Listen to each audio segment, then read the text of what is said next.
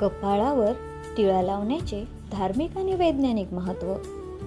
कपाळावर टिळा लावल्याने मेंदूला शिथिलता मिळते, स्वतःवरचा आत्मविश्वास वाढतो आणि शास्त्रातही टिळक लावणे अत्यंत शुभ मानले आहे. टिळक लावल्याने गृहांची स्थितीही सुधारते असे म्हटले आहे. टिळक लावल्याने नकारात्मक शक्ती वर्चस्व गाजवत नाही. भूमध्यात आचनाचक्र असते. हे स्थान शरीरावरील महत्त्वाचे स्थान आहे आणि त्यावर टिळा गंध लावल्यामुळे मन स्थिर व एकाग्र राहते. आचनाचक्र म्हणजे शरीरातील नसा एकत्र मिळण्याची जागा मानली जाते आणि तेथे टिळा लावल्याने नसांनाही थंडावा निर्माण होतो. डोळ्याजवळ टिळा लावल्याने नेत्रप्रांत शीतल राहते. धन्यवाद.